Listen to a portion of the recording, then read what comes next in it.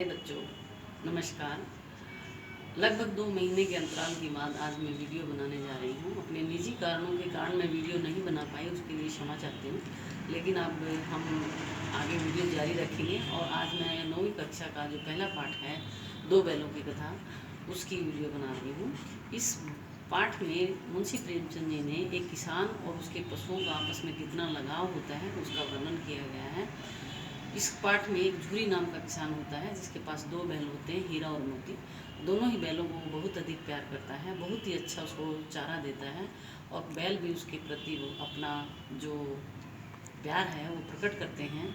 एक बार हीरा और मोती को झूरी का जो साला था गया, वो उनको खेत में काम करने के लिए लेने आ जाता है और झूरी उनको भेज देता है।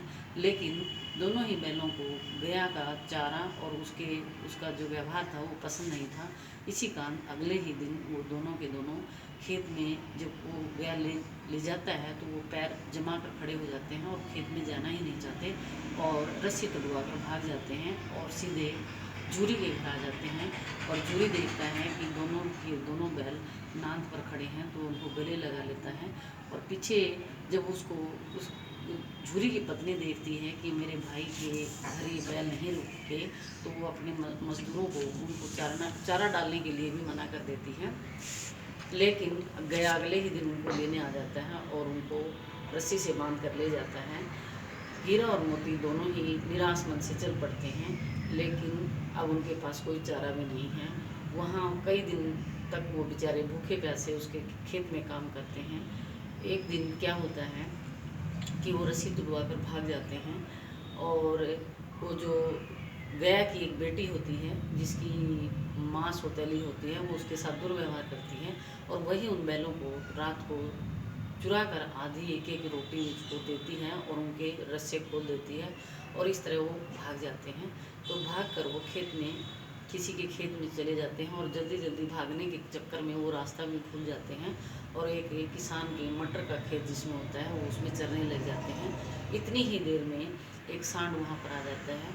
तो सांड जो कि बैल से बहुत अधिक मजबूत होता है, पर वो दोनों घबराते नहीं हैं। हीरा और मोती दोनों ही इनको अपनी सींगों से मार मार कर गिरा देते हैं और फिर उनको दोबारा भूख लग जाती है। तो मटर के खेत में जैसे ही चरने लगते हैं तो उस खेत का मालिक दूसरे लोगों की सहायता से उनको पकड़ लेता है और उनको काजी हौस में बंद कर देता है।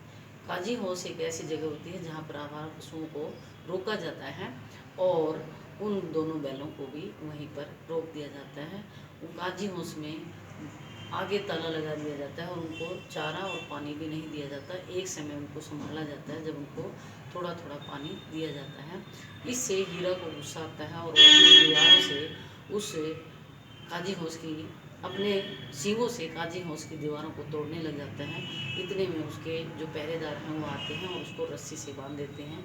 तो मोती फिर रस्सी से अपने सींगों से दीवारों को तोड़ने लग जाता है और दीवार इतनी टूट जाती है कि उसमें जो पशु थे कुछ तो भाग खड़े होते हैं और कुछ जो बचे होते हैं जो इतने कमज़ोर हो जाते हैं कि वो निकल नहीं पाते।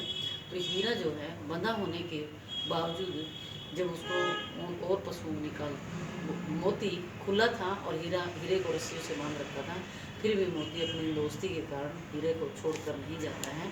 उसके बाद उन दोनों जो पशु हैं उनको नीलाम कर दिया जाता है और एक दड़ियल व्यक्ति उनको खरीद लेता है। और जब दड़ियल व्यक्ति अपने घर ले जाने के लिए जाता है तो वो उसी रास्ते पर पहुंच जाता है जिस रास्ते पर झूरी का घर था। और जब वो रास्ता पहचान लेते हैं तो वो तुड़वा कर भाग जाते हैं और झूरी के घर पहुंच जाते हैं। दड़ियल भी पीछे पीछे भागता है और अपना हक जताता है, लेकिन झूरी अपने बैलों को देने से इनकार कर देता है। गाँव वाले भी बड़े खुश होते हैं और झूरी की पत्नी भी उनको गले से लगा लेती है और उनको बहुत ही अच्छा चारा डालती है।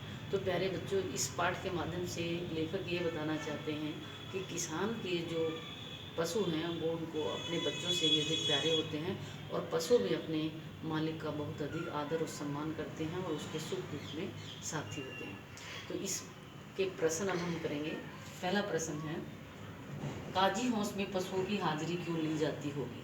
काजी हौस मैंने आपको पाठ में बताया था कि काजी हौस एक ऐसी जगह थी जहाँ पर आवारा पशु जो किसी के खेतों में पकड़े जाते थे उनको रोक दिया जाता था, या तो मालिक आता था तो उसको जुर्माना भर के ले जाता था, या फिर उन पशुओं को नीलाम कर दिया जाता था। नीलाम का मतलब बोली दे लगाना और कोई भी उसको खरीद लेना। तो उनको इसलिए बंद किया जाता था कि ताकि उन पशुओं को कोई चुरा ना ले या वो पशु भागकर किसी के खेत में ना घुस जाए। अगला प्रश्न है, छोटी बच्ची को बैलों के प्रति प्रेम क्यों मनाया? क्योंकि छोटी बच्ची की जो माँ थी वो सौतेली माँ थी और उसके साथ बहुत ही बुरा व्यवहार करती थी। और जो गया था वो भी ऐसा ही था, जो अपने बैलों को तो अच्छा चारा देता था और झूरी के बैलों को सूखा भूसा देता था, जिसके कारण उसको लगता था कहीं न कहीं ये भी मेरी तरह दुखी हैं, और रात को वो रोटी देने जाती है तो उनके रस्सी खोल देती है, और इसी कारण उसको अपने जैसा महसूस होने के कारण उसमें प्रेम होने लगा। कहानी में बैलों के माध्यम से कौन कौन से नीति विषयक मूल्य उभर कर आए हैं? नीति विषय का मतलब नैतिक मूल्य जो हम लोगों के जीवन में भी होने चाहिए, जैसे पशुओं के अंदर थे या झूरी के अंदर थे। तो कौन कौन से थे? सबसे पहला था कि स्वामी के प्रति वफादार। झूरी ने अपने साले को बैल दिए, लेकिन जो बैल थे वो अपने मालिक के पास ही वापस आते हैं और कहीं नहीं जाते।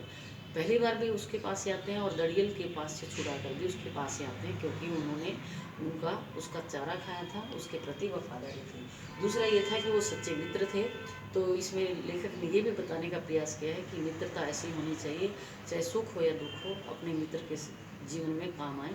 जिस तरह हीरा अगर गुस्सैल था तो मोती शांत स्वभाव का था, लेकिन एक दूसरे का दुख सुख में साथ देते थे।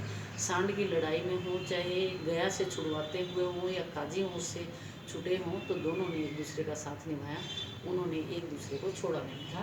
उसके साथ ही आत्मसम्मान की रक्षा, जो गया था वो उनके सम्मान के वो सूखा चारा डालता था तो वो सूखे की तरफ चारे की तरफ देखते भी नहीं थे, और उन्होंने भूखा मरना मंजूर किया, लेकिन अपने सम्मान की रक्षा के लिए उन्होंने समझौता नहीं किया। उसके बाद था आज़ादी के लिए संघर्ष। उन्होंने आज़ादी के लिए, हमारे देश भी गुलाम रहा और आज़ादी के लिए संघर्ष किया, तो सबने एक होकर किया, और एक होकर किया तो आज़ाद हुए। इसी तरह पाठ में भी ये बताया गया है कि अगर हम एकता के साथ कोई भी लड़ाई लड़ते हैं तो उसमें अवश्य ही सफलता प्राप्त करते हैं, जैसे कि हीरा और मोती ने प्राप्त की। उसके बाद लेखक ने ये भी बताया है कि एकता में बल होता है। दोनों एक साथ लड़े, दोनों एक साथ भागे तो उन्होंने सफलता प्राप्त की। अगर दोनों अलग अलग हो जाते तो अवश्य ही वो बंधन में बन जाते। और परोपकार के लिए उन्होंने बलिदान किया था कि अपने मालिक के पास जाकर ही वो काम करना चाहते थे, दूसरे की भलाई के लिए वो बलिदान कर रहे थे। तो इस पाठ में हमें संदेश मिलता है कि हमें हमेशा ही एक स्वामी के प्रति कर्तव्यनिष्ठ, स्वामी के प्रति वफादार, सच्चा मित्र, आत्मसम्मान, आज़ादी के लिए संघर्ष करना और एकता के लिए ताकत दिखाना, ये हमारी सबसे बड़ी मजबूती होती है। उसके बाद है, प्रस्तुत कहानी में प्रेमचंद ने गधे की किन किन स्वभावगत विशेषताओं के आधार पर उसके प्रति गूढ़ अर्थ मूर्ख का प्रयोग न कर किसी नए अर्थ की ओर संकेत किया।